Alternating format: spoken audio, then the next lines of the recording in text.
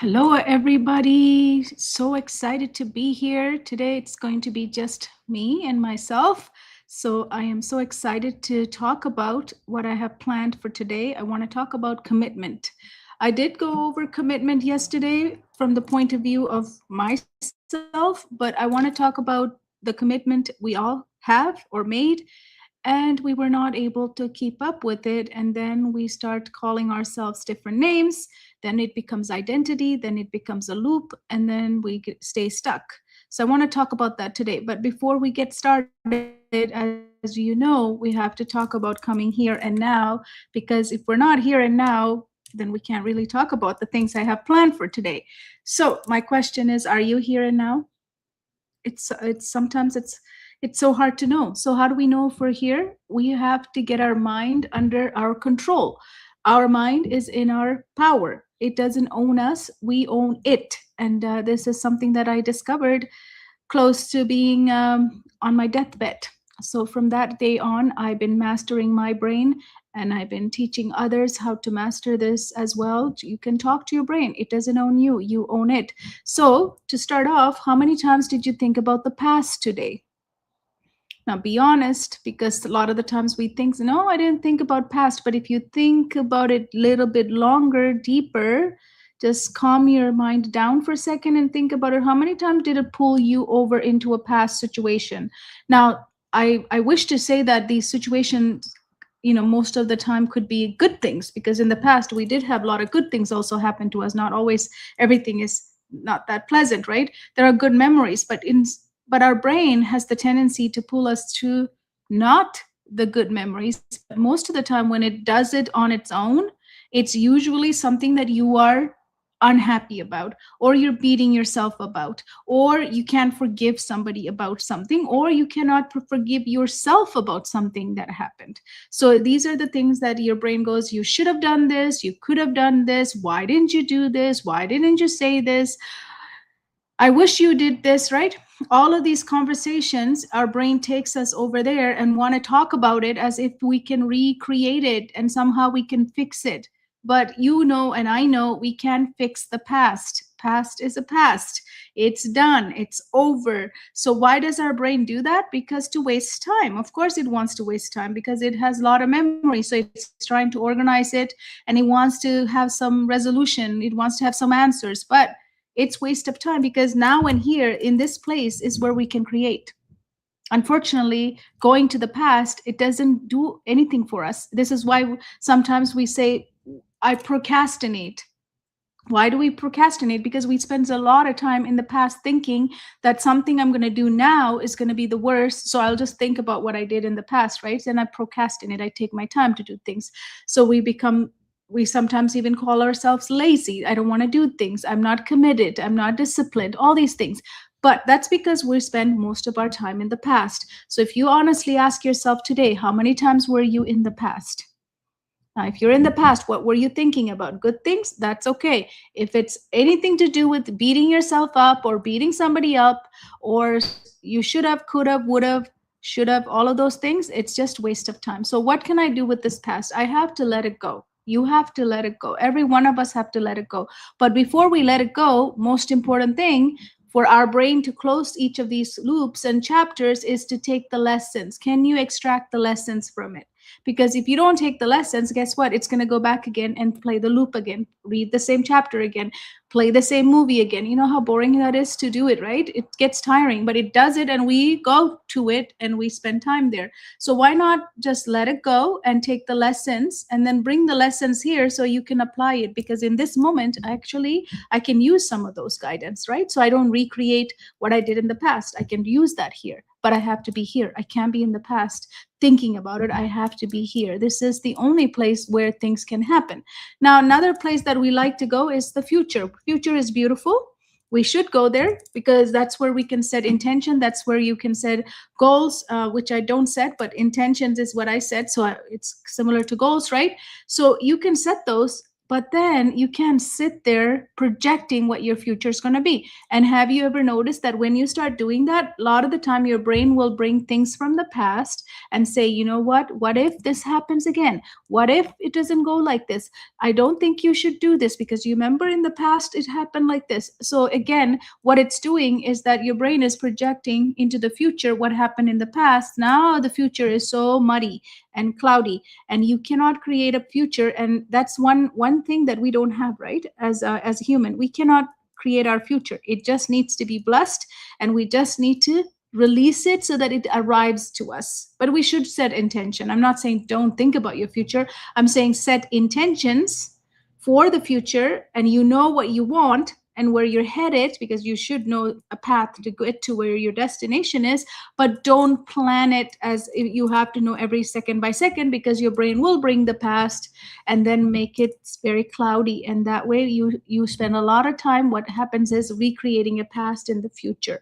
Again, it's waste of time. It's nothing is going to happen in the future. If you keep thinking in the future, you're going to stay stuck. I'm going to stay stuck. So what do I have to do? I have to bless it, and I have to release it. Look what happens when I do. I release the past, I let go of the past, and I release the future. Look what happens. I have my both hands available to be here and now. In this moment is where I can create, where you can create, where we can all learn, because learning requires active mind. We can't have in the past or the future and say I'm learning, because I'm not. That's not actively involved in it. So it's going to become very passive. So learning requires now and here, and then also living. If you want to live a great life and lead a great life, and you be here in present with yourself and others in your life, you also have to be here and now. You can't be in the past and say I'm here, I'm listening. People will know you're not, because you're half here somewhere else, other half is somewhere else. That's when your body is in a place where your mind is somewhere else. That's because we are in the past or the future. So living requires your presence, which means you have to be here and now. And then the last thing is leading. And a lot of times when I say leading, people say I'm not leading the country. No, leading is not just the country. People who lead the country are not just leaders. You are a leader. I am a leader of my life and the people that I take care of, and the people that I lead in my business. I'm a leader. You are a leader of yourself, those people you love, and what you do for living. You are a leader in that. All of us are leaders in our own way. So we don't just lead the country, we actually lead ourselves as well. My life has to be led by somebody, otherwise it will just be chaos. So I lead it. Same way you have to lead it. So in order to lead ourselves or others that we care, we also need to be here, because I can't lead from thinking about my past or drowning in my future plans. I cannot lead anybody. So I have to bring myself here and now. So this here and now is so powerful, but it is one place that our brain doesn't like to be. And more distraction and more chaos we have in the world, what happens is it actually wants to be in the past or the future. This is why attention is so scattered. This is why we are so distracted. This is why we are so connected through phone and internet, but we're so disconnected personally because we're not present, right? It needs to happen here. So how do we do this? Same as what I just modeled. Just talk to your brain. This is something that I have created. I've been using it since the age of 12, and I talked to my brain before too, but after my surviving my suicide, I've been able to use it to control my brain. Instead of listening to it and doing what it was telling me, then I started talking to it and I started challenging it, because I didn't want my brain to own me after that incident, because my brain was very deceiving to that situation. So I never listened to it. Now I challenge it. I ask questions. I tell it what to do. I own my brain. It doesn't own me. So in order to do that, that's what you have to do. You have to talk to your brain. So more importantly than talking to your brain, the next step is to really breathe, because I know when I say breathe, everybody says I always breathe, Kohila. What are you talking about? Of course we're breathing. I've been breathing too. But guess what? We breathe like this. We hold everything in our shoulders and neck up into, the shoulders are into my ears, and then I say I'm breathing, I'm fine, I'm fine. How many of us are saying we're fine, but we're not fine, and we don't want to tell people that we're not fine? Why? Because the society expects us. When somebody says how are you, I used to say always I'm fine. You know what? I wasn't fine. Even on the day that I decide to end my life, when if somebody asked me how are you, Kohila, I would have said I'm fine, but I wasn't fine. So when people say I'm fine, that question needs to be even deepened and asked. A very bigger question is, okay, tell me a little bit more. What are you doing today? Because if we don't ask, people are pretending. Everybody wants to be pretending. I don't know why we got into this, but we need to get deeper and ask people to share more with us, because how are you? I'm fine is no longer going to work. We have to wake up. We have to let ourselves connect again, because we're not connecting, right? We're so disconnected. So we have to connect. So in order to do that, breathing actually grounds you. So let's do 3 rounds of my favorite. My favorite is inhale for 4, hold for 4, and then I just love to exhale for 8. And I just love letting go everything, like the stress, the worry, the pain, the fear, the anxiety, whatever I could just let go through your mouth. Just let it go, because you don't want to keep anything. Your body is not a storage place for things that doesn't need to be stored, but we treat it like a storage place, right? So we have to let it go. So let's do that again. Inhale for 4, hold for 4. When you're holding for 4, you can think of it as sending the air to everywhere, or picking up everything that you want to come out. Either way, it doesn't matter. Either you're sending the air or you're bringing everything that needs to go out. So let's release for 8.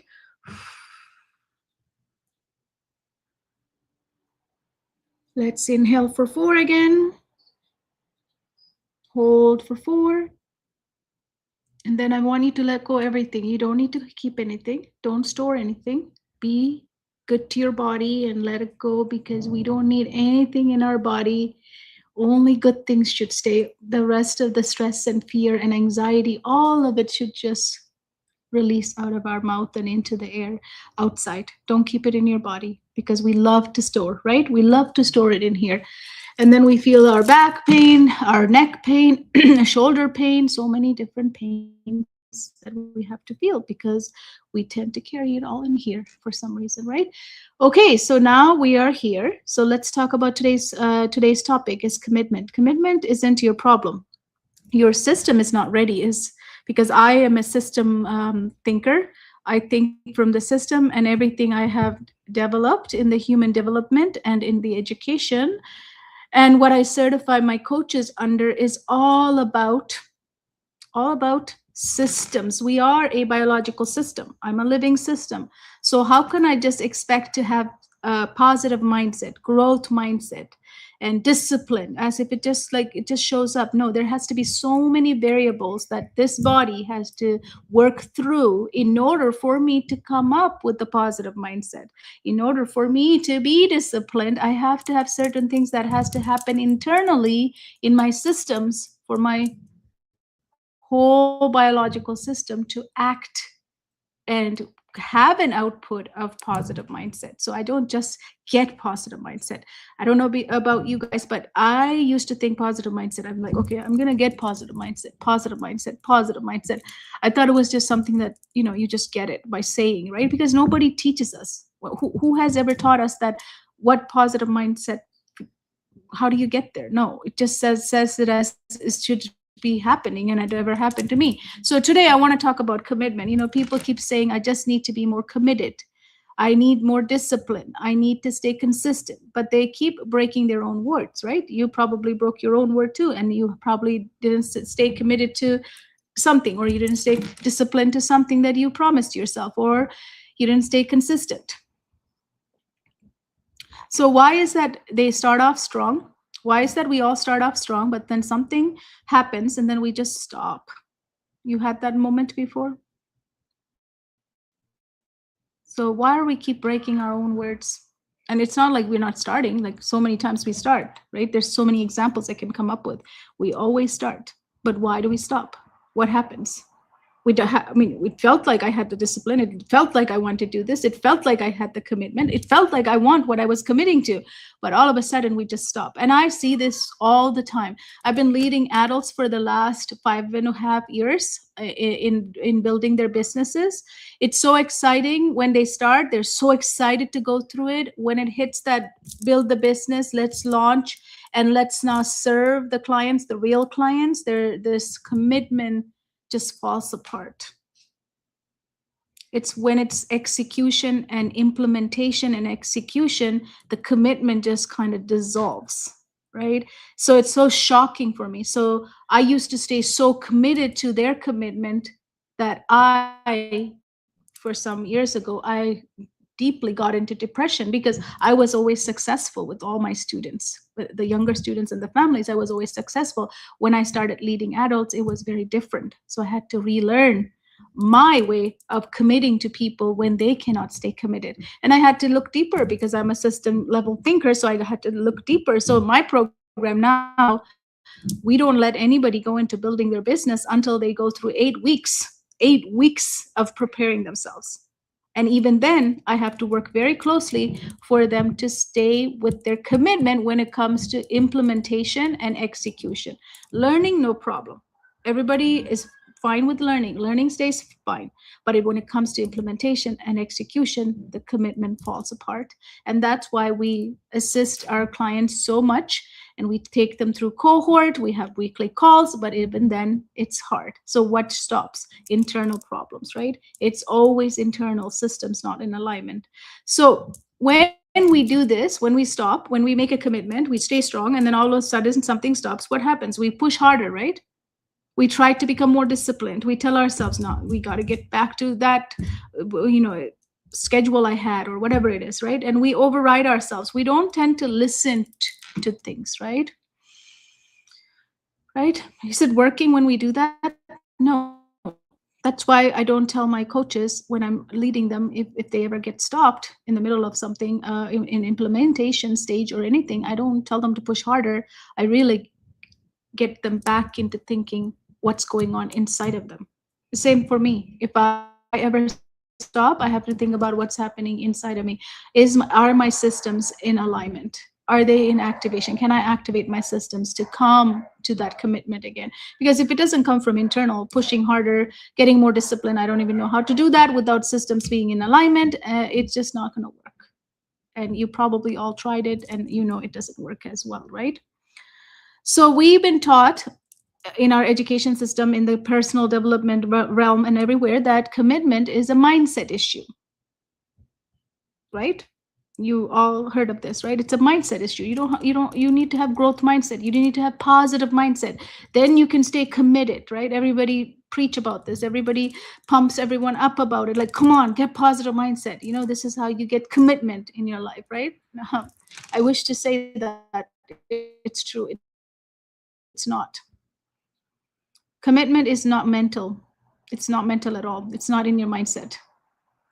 Maybe when you stay committed with the alignment of all of your systems, then your mindset is positive and it's growth mindset that leads to commitment. Maybe it's a byproduct. Mindset is a byproduct.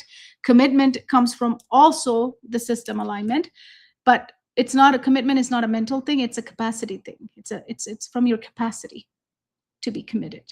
Are your system have the capacity to stay committed? It is a different question than mindset, but we've been told that mindset is what keeps you committed. So we try to fix the mindset. You can't fix mindset. You need to shift your stories. Mind stories, it actually starts with our mind stories. They need to be shifted so that you can then have the mindset you need to have commitment. Starts with the mind stories. Actually, it's lower than that. There's another level deeper that we need to work on, right? So now I want to show you how I look at this from the Readiness OS perspective. So when I look at this, I don't look at it like, okay, there is a behavior or there's a pattern here. There's somebody is doing this again and again. Why are they starting? Why are they stopping, right? Why can't they stay committed? Even with my coaches, this is how I help. This is how we help all of our clientels as well, right? We look across the systems. I have developed this Readiness OS over 12 systems within us, so that can help us to look at this in a more in-depth way. So first of all, we have to ask ourselves, is the nervous system overwhelmed? How is your nervous system doing at the moment of your commitment being going not in the right direction, not staying committed? Well, how is that doing? Well, if if your nervous system is overwhelmed, you're gonna start to avoid things because it doesn't have the capacity to do it, what we're asking it to do, right? Then we have to look at our energy. How's our energy in our body, and how am I showing up in energy? What is my energy level, right? If your energy level is strained and you feel exhausted, you're not going to go forward. You'll be stopped. You're going to stop because there's no energy in this biological system to keep you with your consistency and commitment in anything, right?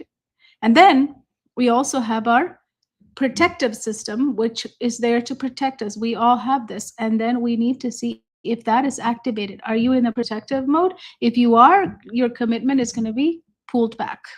Because when we're in protective mode, we're not thinking of, I need to stay committed. We're thinking about, I need to save this person, right?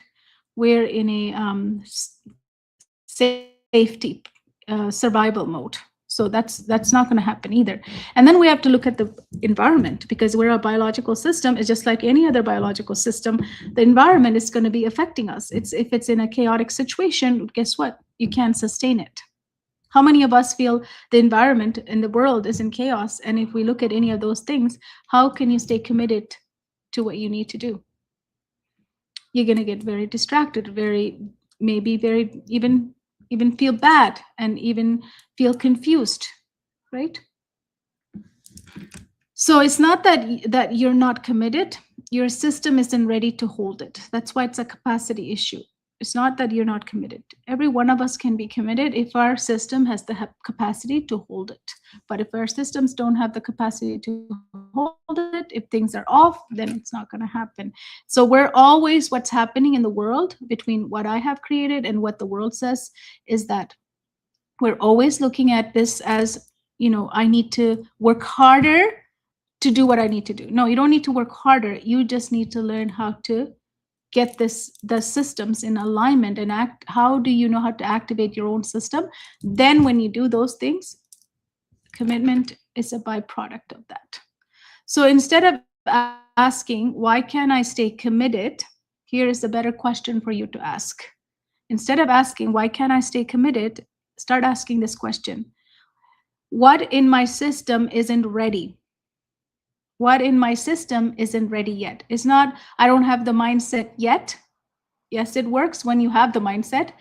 But when you don't have it, you cannot talk about the mindset, because that is starting from the top level down. I want to go to the base of it, the surface, under the surface, to the root of it. And then from there, ask, what is my system? What in my system isn't ready yet? So I'm saying, don't ask, why can't I stay committed? Because that doesn't give you anything, because it's going to beat you up. If I ask that question, for example, let's model that. If I ask myself, why can't you stay committed, Kohila? My brain's going to go, yeah, of course you can, because you take on too many things. You're not focused enough. You don't care about some of the stuff you commit to. You shouldn't be overcommitting. You should take some of it off. It's going to be a real battle, right? With the brain, it's going to tell me all sorts of stuff that's going to make me feel what? All of that is going to make me feel what? So pumped to be committed again? No. So drained that I don't even want to commit again, because it's telling me how much of a loser I am. Don't you feel that when your brain starts attacking you? Like when you ask that question, why can't I stay committed? Your brain's going to start attacking you and telling you how much of a loser you have been in not doing the committed things that I've done, right? It's going to tell me how much of a loser I am. Am I going to hear that from my brain and go, oh, I'm so not motivated, so I'm going to get committed? No, I'm going to feel bad. I'm going to have a bad energy in me now. I'm going to just say, you know what, forget it. I'm not going to stay committed to this, because you know what? I can't stay committed to this because you know what? I've never did it. You know what? I'm not capable. Anybody can relate to this? When our brain beats us up, it really makes us feel bad. It doesn't make us feel really good to go, okay, let's figure out how can I get back to commitment? It doesn't make us do that, right? But if I say, what in my system isn't ready yet? Do you see the shift? It's a big shift, because we're not blaming this person in here. There's a person who lives in here. You can't blame that person and say, let's go. It doesn't happen like that. You don't motivate yourself by putting yourself down and getting mad at yourself and saying all these rude things to yourself, because your brain does, right? And then expect it to be, okay, now I'm going to stay committed for you. No, it's going to say, forget it. You're not capable. Don't even try. But if you say, what in my system isn't ready yet? Do you see the shift? I'm a system. Something in my system isn't ready. Let's look at it from that perspective. Then don't you have more compassion towards yourself? That's what I feel with myself since I started doing that. Is I have so much compassion for me, and when I'm helping others, I have so much compassion for others, because it's not about me being this or that. It's my system isn't ready yet. So I just have to look at it from what system isn't ready. If the system is ready, then I can do it. It shifts so much, right? So that changes everything. Try it next time. Instead of asking yourself and beating yourself about something, just shift your question to what system isn't ready yet. It goes for everything. It's not just for commitment. It can go for everything. So when your system becomes ready, right? If all your systems are ready, you don't need to force consistency. You will be consistent. There's nothing that's going to stop you. You will do what you committed to. And you will move so naturally. It's like the flow in the river. River flows naturally, right? You follow through without fighting yourself because everything is in alignment. All your systems are activating and they're just in flow. So that's why whenever we talk about our method, I always talk about blocks to flow. We all have blocks in our system. We don't know what those blocks are. We tend to beat ourselves up from the level way higher. But when we go to the root of it, it's always a block. And these blocks comes from so many different aspects. It could be from your childhood. It could be from yesterday, somebody did something, right? It doesn't matter where it comes from. It's there. The block has to be moved. And then that's what creates the flow. And you don't fight yourself after that. So if you have been calling yourself inconsistent, if you've been frustrated with your lack of discipline, right? It may not be you, is what I'm trying to say in today. It's not you. It's your system asking for support. And what we do when we don't think about it from the system perspective, we start putting pressure on it. How many of us say to ourselves, I need to try harder. I just need to go commit more. I need you to, I'm so frustrated with you, right? When I talk to myself, when I'm not committed to something, right? So what in your life has you committed to something, and then you didn't look from the system perspective, and your brain and you started attacking, and now you feel like I'm just inconsistent. I'm so frustrated because I lack discipline. What part of your life are you doing that? And here are some questions I wanna really for you to think about and really reflect on. What's the commitment you keep breaking constantly? What is a commitment? So then when you ask that question, whatever comes up with that, start noticing what is happening around that commitment. Like, what is coming up? What is the pattern? What is making you break it? Why can't you stay committed to it? What is wrong? It's not because you don't want to, because obviously we created the commitment, so we do want it, but we're in a loop of not completing it and breaking it. So what is it? I would get very curious about what is happening inside of me. What are the thoughts that are coming around this commitment? Why am I keep breaking it? So curiosity is everything. When we become curious about ourselves, we're always curious about other people. We love to figure out about other people's, right? We're always about other people, but that's the thing. When you come home, it's about you more than other people. And when you're so system aligned and activated, you become a different person. Everybody else looks that from that lens, everything else looks different. The whole world looks different too. So what is the commitment you keep breaking now? Become more aware of it. Okay, the next question I want you to think about is, where are you forcing yourself and calling it discipline? If you're forcing yourself in something, that is not a commitment your internal state has accepted. You have forced yourself to accept this commitment, and there's something behind it that's blocking you. You haven't accepted, and it doesn't mean you need more discipline. That's not going to solve the problem. So again, awareness is huge here. Just noticing. Where are you forcing yourself and calling it discipline? What are you calling inconsistency? What are you calling inconsistency that's actually overwhelm? Maybe whatever you're calling inconsistent in your life and what you're doing, maybe that's an overwhelm and you're just calling it inconsistent. So look at in your life, where are you overwhelmed? Maybe that's what creates that inconsistency, and that's what takes you off of your commitment. You see how they're all related, right? So go back and become aware of that conversations that you would have with your brain and where you feel overwhelmed. Which part of your system is saying, I can't hold this? Which part of the systems are saying, I can't hold this, I don't have the capacity for this? Then when you can't hold it, you're going to have inconsistency. When you have inconsistency, you're going to call yourself, you don't have discipline. And when you don't have discipline, and if you're inconsistent, you can't stay committed to what you commit to. You can see how it all kind of works on each other, right? What would change if you stop pushing and start listening? Listening meaning listening here. What would change if you stop pushing and start listening? Try it. Because the more we can listen to ourselves, the more we become aware, the more we know that we're not in alignment. And the more we know we're not in alignment, we know our systems are not activated. And then from systems that are off and offline and unactivated, you try doing any kind of things like commitment, discipline, mindset. Those are all results that don't happen. That's why you have to push harder.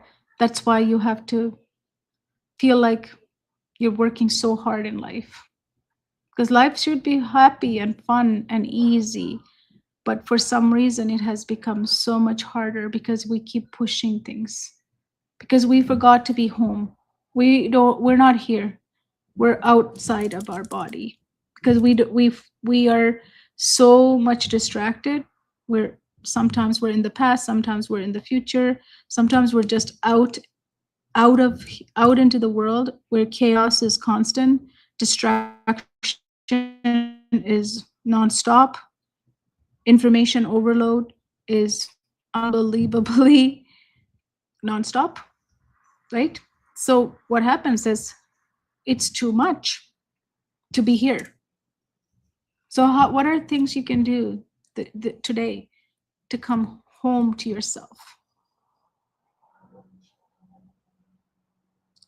So when when your commitment is not working, pushing harder for discipline is not going to change anything. So stop trying to be more committed, because that's what a lot of people advise. So you got to get more committed. Like you got to, come on, this is your life. Come on, take it seriously. Commit. Yeah, I'm trying. I can't. I don't know how. Yeah, because our society never taught us that. How do we get to these things? We always talk in results. Isn't it crazy that we talk in results? We advise people in results rather than telling them how to get there. We just love to say it as if it just happens to us. It doesn't just happen. There has to be things that happen inside for it to be a result. Gets me so mad that we've been always school, adults in our life from a young age always told us, yeah, you better be disciplined. Okay, I'm trying. I don't know how, but if you show me, but nobody shows us, right? And then we think, oh, they can do it. I can't do it. Oh, I must be stupid. I must be the one who doesn't know this. But in fact, nobody knows it.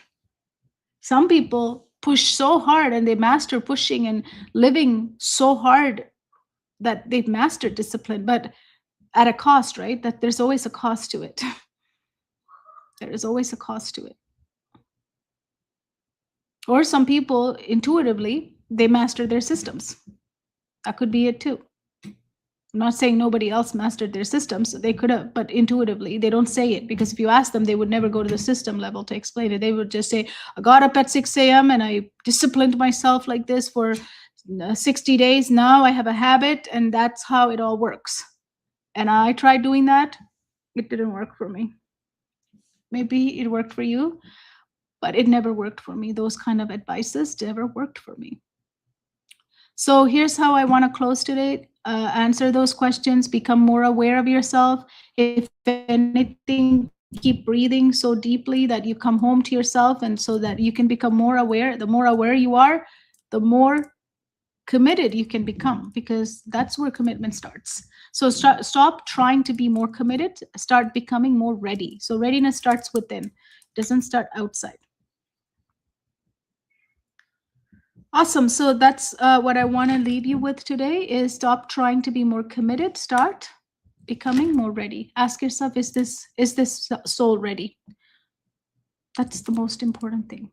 So thank you for watching today. Thank you for being here.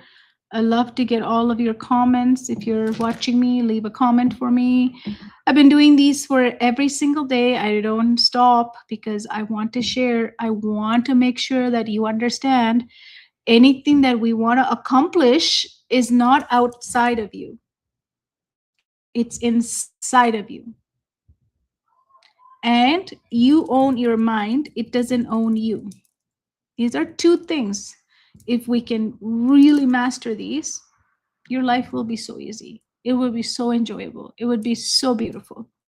Except we're told everything we need is out here, or that's how it's perceived. And my mind just does whatever it wants to, right? We don't control it. You can talk to it. You own it. Don't let it tell you whatever crap it wants to tell you, because it can make up more stories than any of the movie producing companies can ever create. Your brain can create stories. It's a crazy machine. So don't listen to it. Take control of it. And that's how you can also get to be committed, because then you can work on the system internally by controlling the brain and what it tells you. Awesome. Thank you so much. Have a blessed day. Enjoy this weekend, and I will see you tomorrow. Thank you so much.